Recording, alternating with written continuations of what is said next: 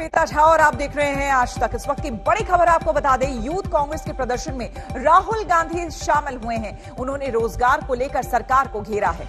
आपको हम बता दें कि राहुल गांधी ने जमकर हमला किया है। यूथ कांग्रेस का दरअसल ये प्रदर्शन था और उस पर राहुल गांधी बोले,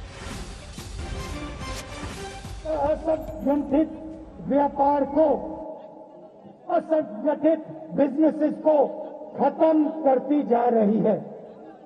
डिमोनेटाइजेशन किया, जीएसटी लाए, क्यों लाए?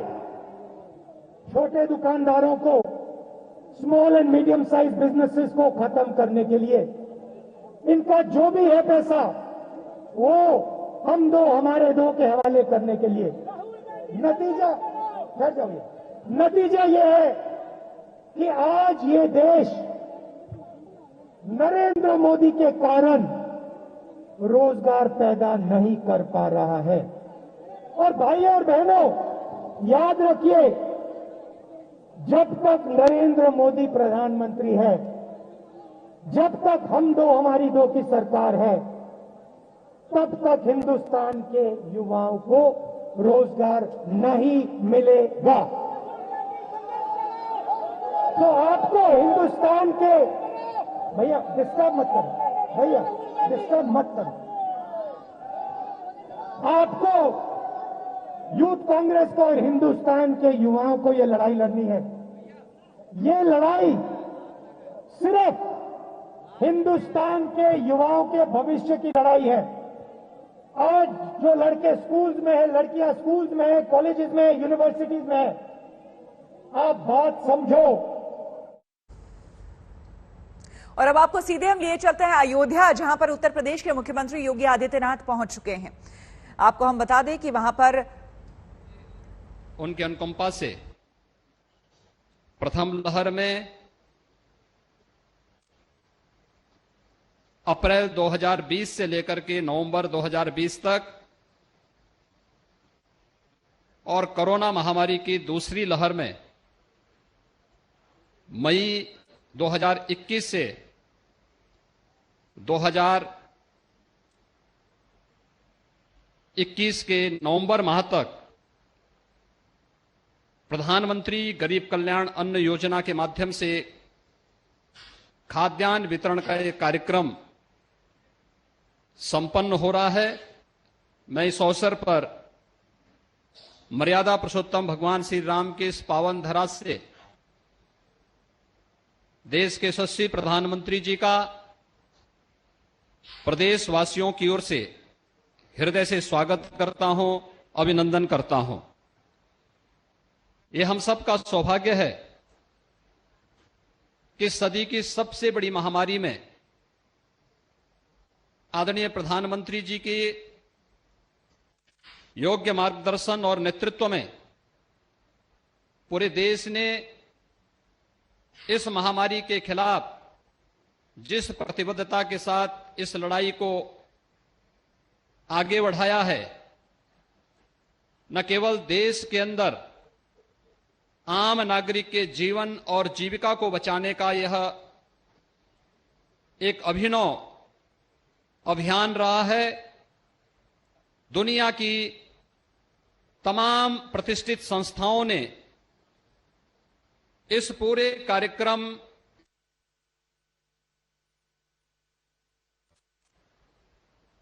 प्रधानमंत्री गरीब कल्याण अन्न योजना देश के अंदर 80 करोड़ लोगों को मुफ्त में राशन उपलब्ध कराने का एक बृहद अभियान है।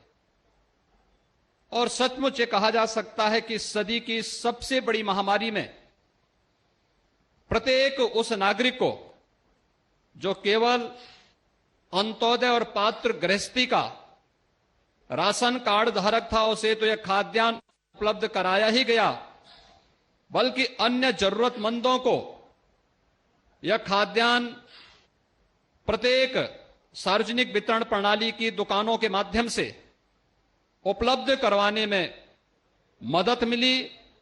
मैं इसके लिए आदरणीय प्रधानमंत्री जी का हृदय से आभार व्यक्त करता हूं। कोविड-19 के पहली लहर की आहट के दौरान ही आदरणीय प्रधानमंत्री जी ने देश को सतर्क करते हुए कुछ आवश्यक मार्गदर्शन किया था और समय समय पर उनका योग्य मार्गदर्शन पूरा देशवासियों को प्राप्त होता रहा। ट्रेस, टेस्ट और ट्रीट के इस अभियान को आगे बढ़ाते हुए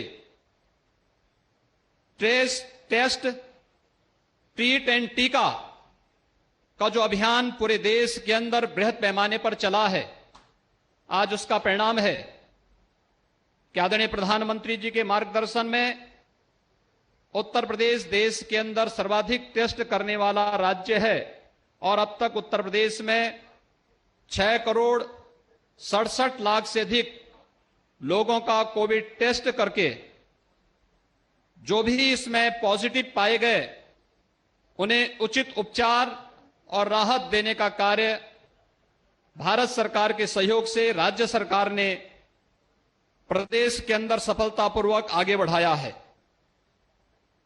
टीकाकरण में भी अब तक उत्तर प्रदेश ने 5,21,00,000 से अधिक लोगों को कोरोना का सुरक्षित टीका, ये टीका केवल टीका नहीं बल्कि इस महामारी से सुरक्षा का सबसे बड़ा कवच है और अब तक उत्तर प्रदेश में 5,21,00,000 से अधिक लोगों को यह टीका सुरक्षित रूप से दिया जा चुका है। और आज हम विगत एक वर्ष से जिस एक अन्न योजना की, प्रधानमंत्री गरीब कल्याण अन्न योजना के जिस बड़े अभियान के माध्यम से उस हरेक जरूरतमंद को गरीब कल्याण योजना के माध्यम से प्राप्त होने वाली इस अन्न योजना के साथ जुड़ रहे हैं, यह देश का और दुनिया का सबसे बड़ा अभियान है। अकेले उत्तर प्रदेश में अन्न वितरण का कार्य, प्रधानमंत्री अन्न गरीब कल्याण अन्न योजना के माध्यम से यह अन्न वितरण का कार्यक्रम विगत वर्ष अप्रैल 2020 से नवंबर 2020 के बीच में भी संपन्न हुआ था और इस वर्ष भी मई 2021 से मई, जून और जुलाई का खाद्यान्न अब तक प्रत्येक जरूरतमंद को उपलब्ध कराया जा चुका है, जिसमें अकेले उत्तर प्रदेश के अंदर 15 करोड़ लोग इससे सीधे सीधे लाभान्वित हो रहे हैं और ये नवंबर तक ये योजना इसी रूप में आगे बढ़ेगी। लेकिन अन्न के साथ साथ उसे एक सुरक्षा के लिए सुरक्षित बैग भी उपलब्ध हो जाए। ये वाटर प्रूफ बैग आज इस बृहद योजना के साथ जोड़ करके हर एक व्यक्ति न केवल शासन की योजनाओं के बारे में जानकारी रखने बल्कि कोरोना महामारी से उसे सतर्क रहने के लिए भी आज यह बैग उन्हें इस राशन किट के साथ उपलब्ध करवाने का कार्य यहां पर संपन्न किया जा रहा है। आज के इस अवसर पर जब यह अन्न वितरण की इतनी बृहद योजना प्रदेश के अंदर संपन्न हो रही है, आदरणीय प्रधानमंत्री जी का मार्गदर्शन प्राप्त हो रहा है, ठीक एक वर्ष पूर्व इसी समय आदरणीय प्रधानमंत्री जी का मार्गदर्शन अयोध्या की धरती से ही प्राप्त हुआ था।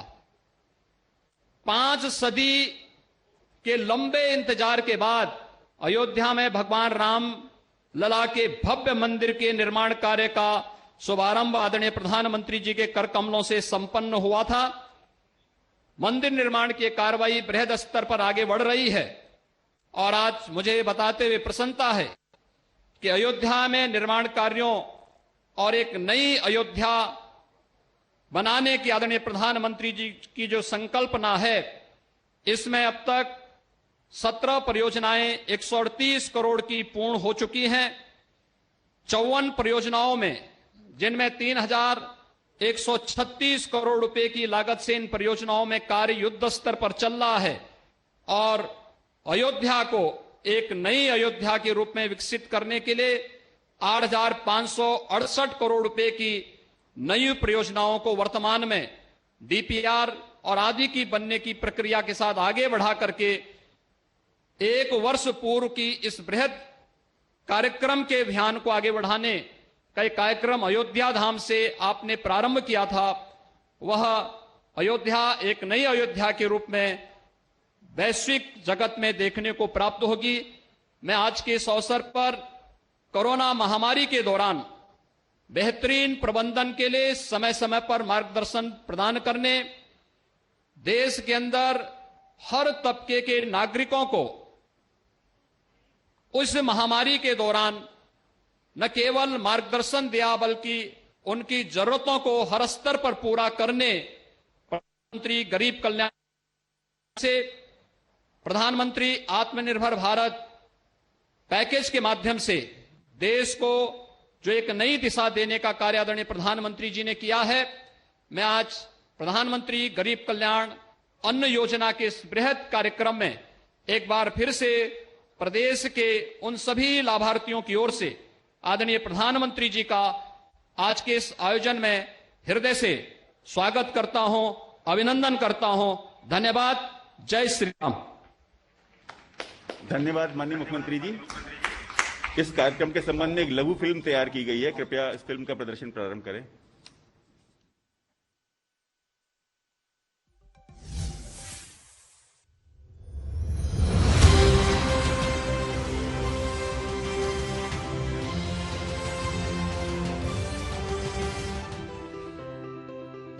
वैश्विक महामारी कोरोना से प्रभावित देशवासियों के जीवन और जीविका को सहारा देने के लिए प्रधानमंत्री गरीब कल्याण अन्न योजना की शुरुआत अप्रैल 2020 में की गई, जिससे और इस वक्त की बड़ी खबर आपको बता दें, जासूसी कांड को लेकर सुप्रीम कोर्ट में सुनवाई चल रही है। इस दौरान कोर्ट ने सवाल किया है कि किसी ने शिकायत क्यों नहीं की। ज्यादातर याचिकाएं खबरों पर ही आधारित है। सीजीआई ने कहा है कि 2019 में यह मामला प्रकाश में आया था, अब 2 साल बाद कोर्ट क्यों आए हैं। उधर सरकार ने कहा है कि जासूसी के कोई सबूत नहीं है, जबकि कांग्रेस नेता कपिल सिब्बल ने कहा है कि निजता पर हमला हुआ है। तो आपको हम बता दें, पेगासस मामले को लेकर आज सुप्रीम कोर्ट जो है वो सुनवाई कर रही है और इस पर सुनवाई के दौरान सुप्रीम कोर्ट ने ये बड़ी बात कही।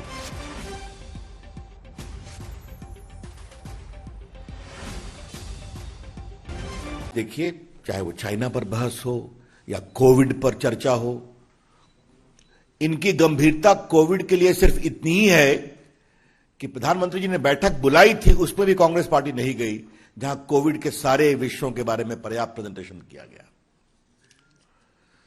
याद है ना कि एक बार कांग्रेस पार्टी के यूपीए में कांग्रेस के एक एमपी ने वो मिर्ची वाला स्प्रे थ्रो किया था हाउस के अंदर, याद होगा आपको।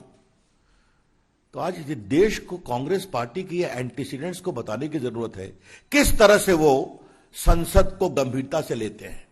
आज की कांग्रेस पार्टी का एक सीधा मंत्र है, परिवार का हित जब तक संसद साधेगी तब तक संसद चलने दी जाएगी, और जहां परिवार का हित होगा वहां संसद में बाधा रखी जाएगी। The motto of Congress party is plain and simple. So long as the parliament is allowed to subserve the interest of the parivar and the dynasty, parliament will be allowed to function, otherwise not. याद करिए 1975 में Mrs Gandhi के खिलाफ court order हुआ था उनकी membership पर। फिर क्या हुआ, इमरजेंसी आई, हाउस को एक्सटेंड किया गया, लोगों को जेल में बंद किया गया, आपके सामने है। आज हम चर्चा करने को तैयार हैं। पेगासस का स्टेटमेंट हुआ तो मंत्री के सामने उसको फाड़ के फेंक दिया गया, उनके स्टेटमेंट को, आपने देखा होगा। कोई गंभीरता नहीं है। लेकिन आज मैं एक बात देश के सामने दोबारा रखना चाहूंगा। मैंने इसको पहले भी कहा था जब मेरी कोई 15 दिन पहले प्रेस हुई थी। आज तक कोई एविडेंस दिया है कि इनका फोन टैप हुआ है? आज तक कोई एविडेंस दिया है कि इनका फोन टैप हुआ है? Has any responsible quarter given any prima facie evidence that these phone numbers have been tapped? No. संसद के शुरू होने के पहले कुछ नंबर मार्केट में आ गए और कुछ ऐसे लोगों के द्वारा आए जिनका एंटी मोदी एजेंडा बहुत ऑब्वियस है, एंटी मोदी जी एजेंडा। मैं फिर रिपीट कर रहा हूं, जिस कंपनी ने भी कहा कि ये नंबर हमारे पास आए हैं, लेकिन स्पेसिफिक नंबर का सही में सर्वेलेंस हुआ है, इसका एक प्राइमा फेशी एविडेंस आया है कि आज तक? भाजपा का मोदी शाह सरकार विपक्ष की उपेक्षा कर रही है, जनता से जुड़े हुए मुद्दों को चर्चा कराने के लिए तैयार नहीं है, चाहे महंगाई हो, चाहे बेरोजगारी हो और चाहे आंतरिक सुरक्षा का मसला हो। चर्चा करा ले, पेगासस के मामले में गृह मंत्री जी सदन में आके चर्चा करा ले, सदन चालू हो जाएगा। विपक्ष की जिम्मेवारी है, उसका कर्तव्य है, अधिकार है कि जो भी महत्वपूर्ण मुद्दे देश के सामने हों उसको संसद में उठाएं, चर्चा करें। लेकिन उसमें बाधा उत्पन्न कर रहे हैं सरकार, वो मना कर रहे हैं कि हम चर्चा नहीं करेंगे। पेगासस का बड़ा इशू है, किसानों का बड़ा इशू है, महंगाई है, अनेक ऐसे मुद्दे हैं जो कि राष्ट्र को झकझोर रहे हैं। कांग्रेस और कुछ अन्य दलों का जो रवैया रहा है वो निश्चित तौर से भारतीय संसदीय परंपरा और लोकतांत्रिक मूल्यों को हाईजैक करने की षड्यंत्र और साजिश रही है। मोदी बैशिंग की साजिश भारत बैशिंग की साजिश के रूप में बदलती जा रही है, बल्कि मोदी बैशिंग की जो सनक है वो भारत बैशिंग की साजिश के रूप में बदलती जा रही है। देश को कैसे बदनाम करो, फेक एंड फैब्रिकेटेड मुद्दों के आधार पर किस तरह से देश को पूरी दुनिया के सामने गलत तथ्यों और गलत मुद्दों के आधार पर बदनाम करने की षड्यंत्र और साजिश करो। हर किसी को कोई न कोई परेशान किया हुआ है। अब आपको काम मिलना शुरू हुआ कि नहीं हुआ है? हमके मास्क जैसे मिलल बा लगावे के, हमके साबुन से हाथ धोवे के मिलल बा, नहाए धोवाए के मिलल बा, कपड़ा अच्छे से रखे के मिलल बा, हमके सब बरौरी दया से सब बढ़िया तर से बानी, हम कोनो बात के नहीं के परेशानी। अच्छा, तो आपने टीका भी लगवा लिया? हाँ मंत्री साहब। हाँ, अच्छा, टीका लगने में कोई डर तो नहीं लगा ना? टीका लागल बा, हमने के 18 साल के लड़का बना उन्हों के लागल बा, 2 जने और वाला उन्हों के लागल बा, हमने को दोनों प्राणी के लागल बा। अच्छा, कुछ लोग तो समझाते होंगे कि टीका नहीं लगवाना चाहिए, ये हो जाता है, वो हो जाता है, आपके साथ ऐसा तो नहीं किया ना किसी ने? नहीं, हमने के टीका लागल बा। अच्छा, कोनो परेशानी नहीं है। अमलावती जी, आप जैसी जागरूक महिलाओं के चलते ही कोरोना से देश लड़ाई लड़ पा रहा है। आपने वैक्सीन भी लगवा ली है। मेरा आपसे आग्रह है कि अपने आसपास ज्यादा से ज्यादा बहनों को टीकाकरण के लिए प्रोत्साहित करिए, आप उनको समझाइए। आप जैसी बहनों को दिक्कत ना हो, इस पर सरकार विशेष ध्यान दे रही है। जिनके जनधन बैंक खाते हैं उनके खाते में पैसे भी जमा किए गए। कोरोना लॉकडाउन के दौरान उज्ज्वला गैस सिलेंडर भी मुफ्त दिए गए। घर, शौचालय, बिजली, गैस के बाद अब हर घर पाइप से पानी की भी पहुंचाने की दिशा में हम बहुत काम कर रहे हैं और घर तक पानी भी पहुंचाएंगे। तो आपके आशीर्वाद बने रहे ताकि मैं सब काम कर सकूं। हमने करोरी आशीर्वाद से कदम बनिया बानी जा, करोरी दया से। चलिए, बहुत बहुत धन्यवाद आपका। नमस्ते मंत्री साहब। झांसी से हमसे जुड़ रहे हैं पंकज सहगल जी, कृपया झांसी को लिंक करें। प्रणाम पंकज जी, नमस्ते। पंकज जी, आप ये बताइए कि आप करते क्या हैं और कोरोना के संकट काल में आपको राशन मिलने में से कितनी राहत मिली? नहीं सर, मेरी परचून की छोटी सी दुकान है गांव में, थोड़ी खेती भी है। और सर, कोरोना काल में आपने जो गरीब अन्न योजना के माध्यम से मुफ्त राशन उपलब्ध कराया है, उससे बड़ी राहत मिली है हम सभी को। आसपास के लोगों को भी संतोष है? जो गरीब लोग पूरे ग्रामीण लोगों को आते होंगे, उनको भी संतोष है कि कोई शिकायत है? जी सर, नहीं सर, आपके आशीर्वाद से सब लोग बड़े खुश हैं इस समय। अच्छा पंकज जी, इन योजनाओं के अलावा आपको कोई और योजनाओं के भी लाभ मिले हैं क्या? जी सर, किसान सम्मान निधि, राशन कार्ड है, आयुष्मान कार्ड उपलब्ध है, रसोई गैस मिली हुई है सर। कितनी जमीन है आपकी? सर 1.5 से 2 एकड़ जमीन। और क्या खेती करते हैं? सर इस समय मूंगफली का सीजन है, उस समय फिर गेहूं करते हैं। लेकिन आपका ये इलाका तो ऐसा है कि पानी की दिक्कत रहती है। जी सर, अभी समस्या तो है, लेकिन इस बार बरसात अच्छी हो रही है। तो बरसात का पानी बचाने की कोशिश हो रही है क्या गांव में सब लोग?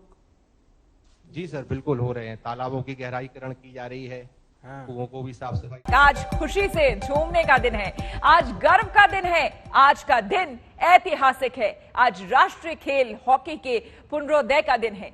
1980 में भारत ने मॉस्को ओलंपिक में हॉकी का गोल्ड जीता था। उसके बाद से भारत की झोली खाली थी।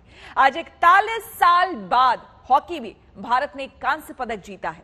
कांसे में सोने जैसी चमक तो नहीं होती, लेकिन जिस तपस्या से टीम इंडिया ने इसे हासिल किया है, उससे कांस्य पदक की चमक गोल्ड जैसी हो गई है।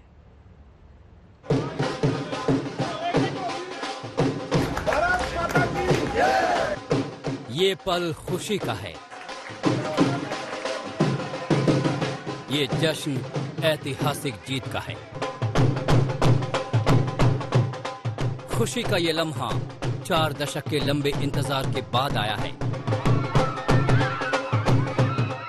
इस खुशी के लिए 41 साल से इंतजार कर रहा था जीत। आतिशबाजी हो रही है, मिठाइयां बांटी जा रही है, लोग खुशी से थिरक रहे हैं। ये भारत के राष्ट्रीय खेल हॉकी का गौरवशाली दिन है। सड़क से संसद तक खुशियां छलक रही हैं। मुझे सदन को ये सूचित करते हुए अत्यंत प्रसन्नता हो रही है कि भारत की हॉकी टीम ने 41 वर्षों की लंबी प्रतीक्षा के बाद भारत के लिए कांस्य पदक जीता है। देश को गर्व से इतराने का मौका कठिन संघर्ष के बाद मिला है, वरना टोक्यो के ओई हॉकी स्टेडियम में भारत की राह में बाधा खड़ी करने में जर्मनी ने पूरी कोशिश की थी। जर्मनी के तिमोर ओरूज ने मैच के दूसरे ही मिनट में 8 बार के ओलंपिक चैंपियन पर अपनी टीम को बढ़त दिला दी थी। दूसरे हाफ के दूसरे मिनट में सिमरनजीत सिंह ने भारत को बराबरी पर ला दिया, लेकिन मैच के 24वें मिनट में निकलस वैलेन और 25वें मिनट में बेनेडिक्ट फर्क ने जर्मनी को 3-1 से आगे कर दिया। मगर जर्मनी के लिए अभी एंटी क्लाइमैक्स बाकी था। धमाकेदार वापसी करते हुए भारत ने गोलों की झड़ी लगा दी।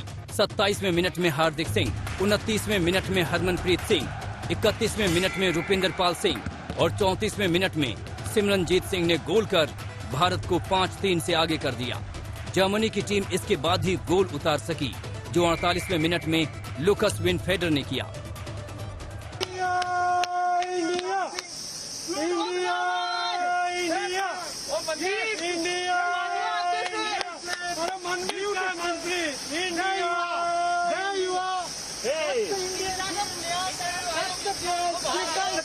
Yeah! 1980 में गोल्ड के बाद पुरुष हॉकी में भारत ने कोई ओलंपिक पदक जीता है, लिहाजा इस कांस्य की खुशी गोल्ड जैसी ही है। वो गर्व और उल्लास पीएम मोदी के इस ट्वीट में भी झलक रहा है। पीएम ने ट्वीट किया, प्रफुल्लित भारत, प्रेरित भारत, गर्वित भारत। टोक्यो में हॉकी टीम की शानदार जीत पूरे देश के लिए गर्व का क्षण है। ये नया भारत है, आत्मविश्वास से भरा भारत। हॉकी टीम को फिर से ढेरों बधाई और शुभकामनाएं। भारतीय हॉकी टीम को बहुत बहुत बधाई, जिन्होंने भारत को एक और मेडल जिताया है और 135 करोड़ भारतीयों को चेहरे पर खुशी लाए हैं। इन्होंने अपने प्रदर्शन के कारण, अपने खेल के कारण न केवल पदक जीता है, 135 करोड़ भारतीयों का दिल भी जीता है। 40 वर्षों के बाद एक बार फिर हॉकी टीम ने मेडल जीता है। भारतीय मेंस हॉकी टीम को बहुत बहुत बधाई। ओलंपिक में भारतीय हॉकी टीम ने कांस्य जीता है।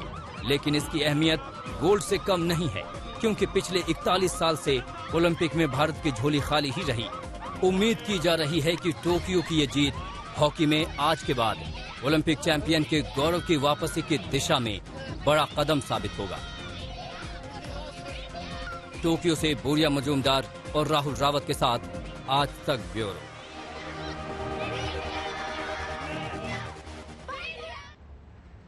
आज हर खेल प्रेमी सुबह सुबह टीवी सेट के सामने था। भारत जर्मनी के कांटे का मैच देखने वालों में प्रधानमंत्री नरेंद्र मोदी भी थे। मैच के बाद उन्होंने खिलाड़ियों से बात की और जीत की बधाई दी। नमस्कार सर।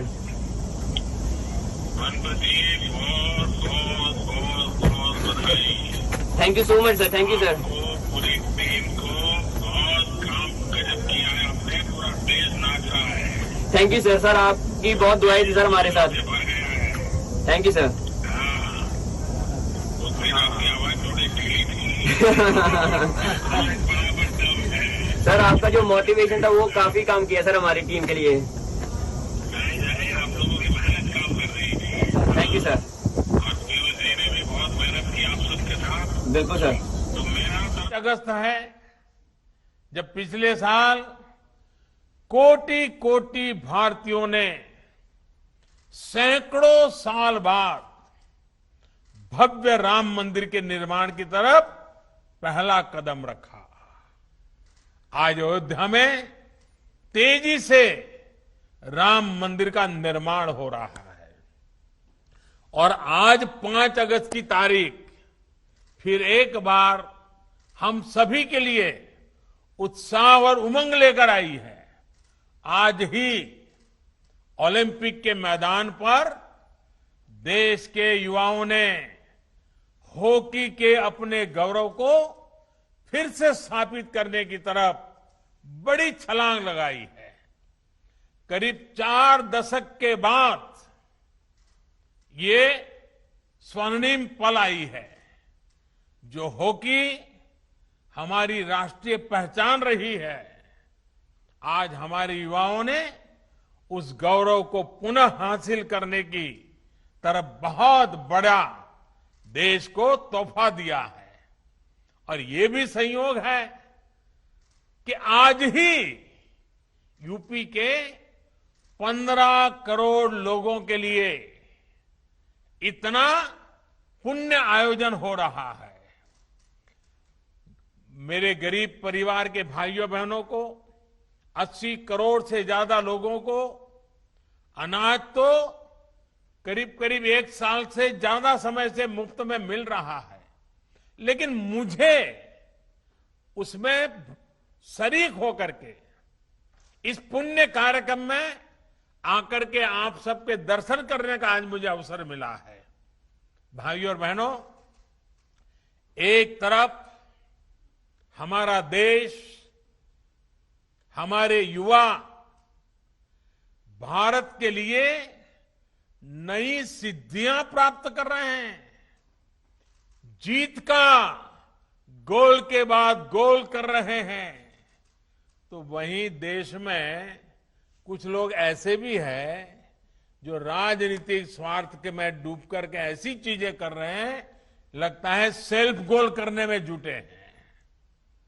देश क्या चाहता है, देश क्या हासिल कर रहा है, देश कैसे बदल रहा है, इसमें इनको कोई सरोकार नहीं। ये लोग अपने स्वार्थ के लिए देश का समय और देश की भावना दोनों को आहत करने में जुटे हैं। भारत की संसद का जन भावनाओं की अभिव्यक्ति के पावन स्थान का ये लोग अपने राजनीतिक स्वार्थ की वजह से निरंतर अपमान कर रहे हैं।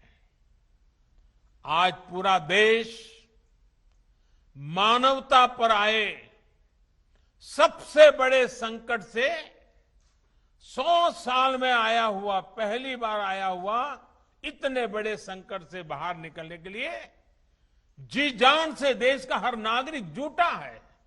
प्रयास कर रहा है और ये लोग कैसे देश हित के काम को रोका जाए इसकी स्पर्धा में लगे हैं, इस होड़ में जुटे हैं। लेकिन साथियों, ये महान देश, इस देश की महान जनता ऐसी स्वार्थ और देश हित विरोधी राजनीति का बंधक नहीं बन सकता। ये लोग देश को, देश के विकास को रोकने की कितनी भी कोशिश कर लें, ये देश इनसे रुकने वाला नहीं है। वो संसद को रोकने की कोशिश कर रहे हैं, लेकिन 130 करोड़ की जनता देश को रुकने न देने में लगे हुए हैं। हर कठिनाई को चुनौती देते हुए देश हर मोर्चे पर तेजी से आगे बढ़ रहा है। सिर्फ बीते कुछ हफ्तों के कीर्तिमानी देखें और जरा देखिए, जब देश नए कीर्तिमान स्थापित कर रहा था और कुछ लोग दिल्ली में संसद को रोकने में लगे हुए थे, कुछ ही हफ्तों में जो हमने कीर्तिमान देखे तो भारतीयों का सामर्थ्य और सफलता चारों तरफ नजर आता है। ओलंपिक में अभूतपूर्व प्रदर्शन को पूरा देश उत्साहपूर्वक देख रहा है। भारत टीकाकरण के मामले में भी 50 करोड़ के पड़ाव के बिल्कुल दरवाजे पर आकर के खड़ा हो गया है। देखते ही देखते उसको भी पार कर जाएगा। इस कोरोना कालखंड में भी भारतीयों का उद्यम नए प्रतिमान गढ़ रहा है। जुलाई में जीएसटी का कलेक्शन हो या हमारा एक्सपोर्ट हो, ये नई ऊंचाई छू रहे हैं। जुलाई में 1,16,000 करोड़ रुपए का जीएसटी कलेक्शन होना, ये बताता है कि अर्थव्यवस्था गति पकड़ रही है। वहीं आजादी के बाद पहली बार किसी एक महीने में भारत का एक्सपोर्ट 2.5 लाख करोड़ से भी ज्यादा हो गया। 2.5 लाख करोड़ से भी पार कर गया। 2.5 लाख करोड़ रुपए से पार होना आजादी के बाद पहली बार इस महीने में हुआ है। कृषि निर्यात में हम दशकों बाद दुनिया के टॉप 10 देशों में शामिल हुए हैं। भारत तक कृषि प्रधान देश कहा जाता है, लेकिन दशकों बाद टॉप 10 में हमारा नाम आया है। भारत का गौरव, देश का पहला मेक इन इंडिया विमान वाहक पोत, मेड इन इंडिया विमान वाहक पोत विक्रांत समंदर में अपना ट्रायल शुरू कर चुका है। हर चुनौती को चुनौती देते हुए भारत ने लद्दाख में दुनिया की सबसे ऊंची मोटरेबल रोड का निर्माण पूरा किया है। हाल ही में भारत ने ई-रूपी लॉन्च किया है, जो आने वाले समय में डिजिटल इंडिया को मजबूती देगा और वेलफेयर स्कीम को बिल्कुल टारगेटेड और पर्पज को परिपूर्ण करेगा। साथियों, जो लोग सिर्फ अपने पद के लिए परेशान हैं, वो अब भारत को रोक नहीं सकते। नया भारत पद नहीं, पदक जीत करके दुनिया में छा रहा है। नए भारत में आगे बढ़ने का मार्ग परिवार नहीं, बल्कि परिश्रम से तय होगा। और इसलिए आज भारत का युवा कह रहा है भारत चल पड़ा है, भारत का युवा चल पड़ा है। साथियों, इस कड़ी में योगी जी और उनकी सरकार ने जो आज का ये कार्यक्रम रखा है वो और भी महत्वपूर्ण हो जाता है।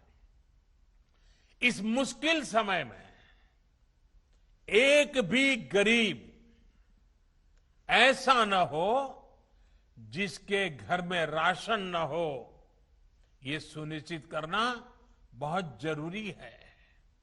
साथियों, 100 साल का ये सबसे बड़ा संकट सिर्फ महामारी का ही नहीं है, बल्कि इसने कई मोर्चों पर देश और दुनिया की अरबों की आबादी को,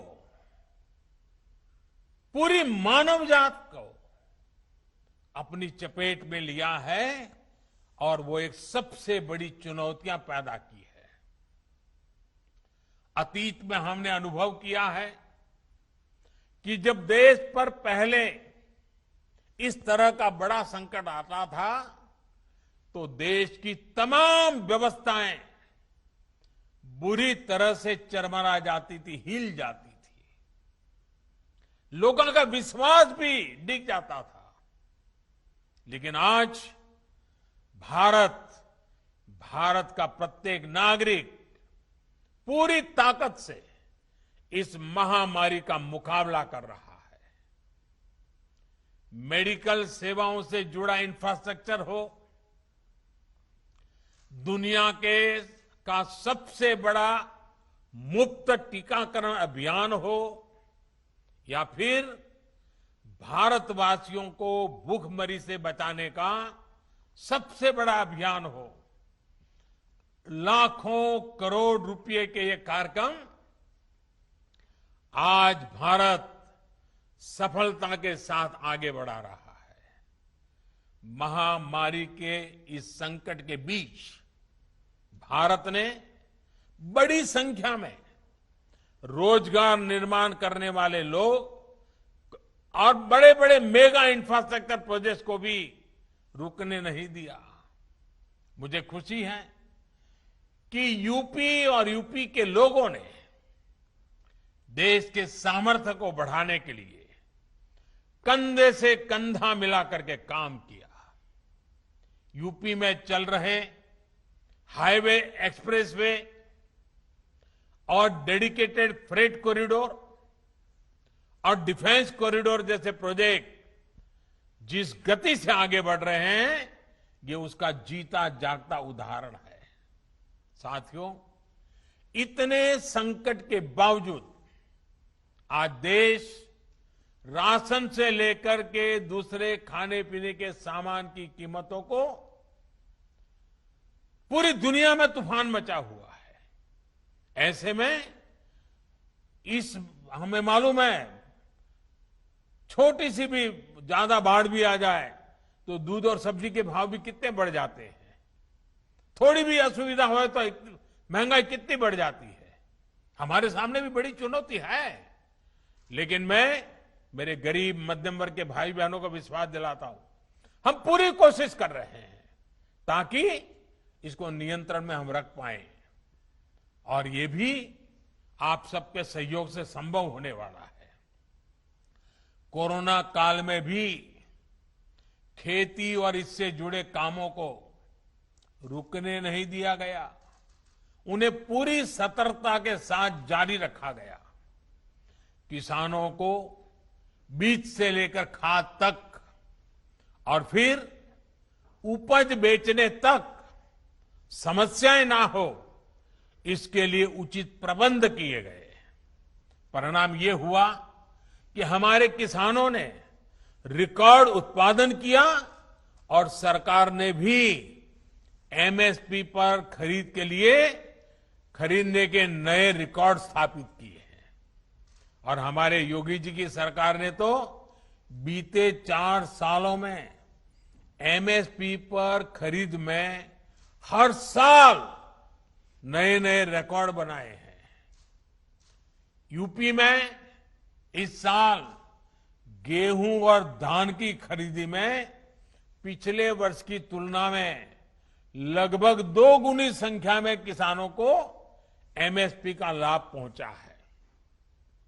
यूपी के 13 लाख से अधिक किसान परिवारों को उनकी उपज का लगभग 24,000 करोड़ रुपए सीधे उनके बैंक अकाउंट में पहुंचाया गया है। साथियों, केंद्र और उत्तर प्रदेश की डबल इंजन सरकार सामान्य जन की सुविधा और सशक्तिकरण के लिए निरंतर प्रयासरत है। कोरोना कालखंड के बावजूद गरीबों को सुविधाएं देने का अभियान मंद नहीं पड़ा। यूपी में अभी तक 17 लाख से अधिक ग्रामीण और शहरी गरीब परिवारों को अपने पक्के घर स्वीकृत हो चुके हैं। लाखों गरीब परिवारों को घर में ही शौचालय की सुविधा मिली है। लगभग 1.5 करोड़ गरीब परिवारों को उज्ज्वला के तहत मुफ्त गैस कनेक्शन और लाखों परिवारों को बिजली कनेक्शन दिए गए हैं। हर घर जल पहुंचाने का मिशन भी यूपी में तेज गति से आगे बढ़ रहा है। बीते 2 सालों के भीतर यूपी में 27 लाख ग्रामीण परिवारों तक पाइप से पानी पहुंचाया जा चुका है। भाइयों और बहनों, डबल इंजन की सरकार ने यह सुनिश्चित किया है कि गरीबों, दलितों, पिछड़ों, आदिवासियों के लिए बनी योजनाएं जमीन पर तेजी से लागू हो। पीएम स्वनिधि योजना भी इसका एक बड़ा उदाहरण है। कोरोना से बनी परिस्थितियों में, इस कोरोना कारण जो परिस्थितियां बनी, रेहड़ी पटरी ठेला लगाने वाले बहन भाइयों की आजीविका फिर से पटरी पर आए, इसके लिए उनको बैंकों से जोड़ा गया है। बहुत कम समय में ही इस योजना के तहत यूपी के लगभग 10 लाख साथियों को इसका लाभ देने की प्रक्रिया शुरू हुई है। साथियों, बीते दशकों में उत्तर प्रदेश की हमेशा क्या पहचान बनी, क्या उल्लेख होता था उत्तर प्रदेश का, आपको याद होगा। उत्तर प्रदेश को हमेशा राजनीति के चश्मे से देखा गया। यूपी देश के विकास में भी अग्रिम भूमिका निभा सकता है, इसकी चर्चा तक ही नहीं होने दी गई। दिल्ली के सिंहासन का रास्ता यूपी से होकर गुजरता है। इसका सपना देखने वाले तो बहुत लोग आए और गए, लेकिन ऐसे लोगों ने कभी ये याद नहीं रखा कि भारत की समृद्धि का रास्ता भी यूपी से होकर ही गुजरता है। इन लोगों ने उत्तर प्रदेश को सिर्फ राजनीति का ही केंद्र बनाए रखा। किसी ने वंशवाद के लिए, किसी ने अपने परिवार के लिए, किसी ने अपने राजनीतिक स्वार्थ के लिए यूपी को सिर्फ इस्तेमाल किया गया। इन लोगों की संकीर्ण राजनीति में भारत के इतने बड़े राज्य को भारत की आर्थिक प्रगति से जोड़ा ही नहीं गया। हां, कुछ लोग जरूर समृद्ध हुए, कुछ परिवार जरूर आगे बढ़े। इन लोगों ने यूपी को नहीं बल्कि खुद को समृद्ध किया। मुझे खुशी है कि आज उत्तर प्रदेश ऐसे लोगों के कुचक्र से बाहर निकलकर आगे बढ़ रहा है। डबल इंजन की सरकार ने यूपी के सामर्थ्य को एक संकुचित नजरिए से देखने का तरीका बदल डाला है। यूपी भारत के ग्रोथ इंजन का पावर हाउस बन सकता है, ये आत्मविश्वास बीते सालों में पैदा हुआ है। यूपी के इतिहास में पहली बार सामान्य युवाओं के सपनों की बात हो रही है। यूपी के इतिहास में पहली बार अपराधियों में भय का माहौल पैदा हुआ है। यूपी के इतिहास में पहली बार गरीबों को सताने वालों, कमजोर वर्गों को डराने धमकाने और अवैध कब्जा करने वालों के मन में डर पैदा हुआ है। जिस व्यवस्था को भ्रष्टाचार और भाई भतीजावाद की लत लग गई थी, उसमें सार्थक बदलाव की शुरुआत हुई है। आज यूपी में ये सुनिश्चित किया जा रहा है कि जनता के हिस्से का एक एक पैसा सीधे जनता के खातों में पहुंचे, जनता को लाभ हो। आज यूपी निवेश का केंद्र बन रहा है। बड़ी बड़ी कंपनियों आज यूपी आने के लिए लालायित हो रही है। यूपी में इंफ्रास्ट्रक्चर के मेगा प्रोजेक्ट्स बन रहे हैं, इंडस्ट्रियल कॉरिडोर बन रहे हैं, रोजगार के नए अवसर तैयार हो रहे हैं। भाइयों और बहनों, उत्तर प्रदेश, यहां के परिश्रमी लोग, आत्मनिर्भर भारत, एक वैभवशाली भारत के निर्माण का बहुत बड़ा आधार है। आज हम आजादी के 75 वर्ष का पर्व मना रहे हैं, आजादी का अमृत महोत्सव मना रहे हैं। ये महोत्सव सिर्फ आजादी का उत्सव भर ही नहीं है, बल्कि ये आने वाले 25 वर्षों के लिए बड़े लक्ष्य, बड़े संकल्पों का अवसर है। इन संकल्पों में उत्तर प्रदेश की बहुत बड़ी भागीदारी है, बहुत बड़ी जिम्मेदारी है। बीते दशकों में उत्तर प्रदेश जो हासिल नहीं कर पाया, अब उसे हासिल करने की बारी आई है। ये दशक एक तरह से उत्तर प्रदेश के पिछले 7 दशकों में जो कमी रह गई, उसकी भरपाई करने का दशक है।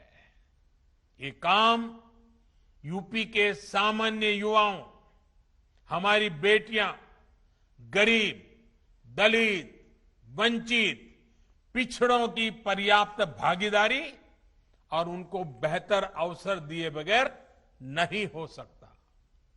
सबका साथ, सबका विकास और सबका विश्वास, इसी मंत्र के साथ हम आगे बढ़ रहे हैं।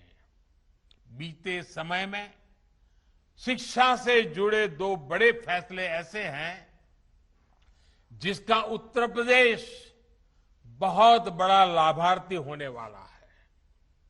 पहला फैसला इंजीनियरिंग की पढ़ाई से जुड़ा है। इंजीनियरिंग और टेक्निकल एजुकेशन से जुड़ी पढ़ाई से यूपी के गांव और गरीब की संतान बहुत हद तक भाषा की समस्या के कारण वंचित रह जाता था। अब इस बाध्यता को खत्म कर दिया गया है। हिंदी सहित अनेक भारतीय भाषाओं में इंजीनियरिंग और टेक्निकल एजुकेशन की पढ़ाई शुरू हो रही है। आधुनिक टेक्नोलॉजी का उपयोग करते हुए बेस्ट कोर्स, श्रेष्ठ पाठ्यक्रम तैयार किया गया है। देश के अनेक राज्यों के संस्थानों ने ये सुविधा लागू करनी शुरू कर दी है। भाइयों और बहनों, एक और अहम फैसला है मेडिकल शिक्षा से जुड़ा। मेडिकल शिक्षा में अखिल भारतीय कोटे से ओबीसी को, पिछड़ों को आरक्षण के दायरे से बाहर रखा गया था। इस स्थिति को बदलते हुए हाल में हमारी सरकार ने इसमें ओबीसी को 27% आरक्षण दिया है। यही नहीं, सामान्य वर्ग के गरीब परिवारों के बच्चों के लिए भी जो 10% आरक्षण है उसको भी इसी सेशन से लागू किया गया है। इस फैसले से मेडिकल प्रोफेशन में जो डॉक्टर बनना चाहते हैं उस क्षेत्र में एक बड़े टैलेंट पूल को अवसर मिलेगा और समाज के हर वर्ग को आगे बढ़ने के लिए, बेहतर करने के लिए प्रोत्साहन मिलेगा। गरीब के बच्चे को डॉक्टर बनने का रास्ता खुलेगा। भाइयों और बहनों, हेल्थ सेक्टर में भी बीते सालों में उत्तर प्रदेश में अभूतपूर्व काम हुआ है। कल्पना कीजिए, 4-5 साल पहले अगर कोरोना जैसी वैश्विक महामारी आती तो यूपी की क्या स्थिति होती। तब तो सामान्य सर्दी, बुखार, हैजा जैसी बीमारियों तक जीवन के लिए संकट बन जाती थी। आज उत्तर प्रदेश कोरोना टीकाकरण के मामले में करीब 5.25 करोड़ के पड़ाव पर पहुंचने वाला पहला राज्य बन रहा है। वो भी तब जब राजनीतिक विरोध मात्र के लिए मेड इन इंडिया वैक्सीन को लेकर कुछ लोगों द्वारा भ्रम फैलाया गया, झूठ प्रचारित किया गया। लेकिन यूपी की समझदार जनता ने हर भ्रम, हर झूठ को नकार दिया। मुझे विश्वास है कि उत्तर प्रदेश सबको वैक्सीन, मुफ्त वैक्सीन अभियान को और तेज गति से आगे बढ़ाएगा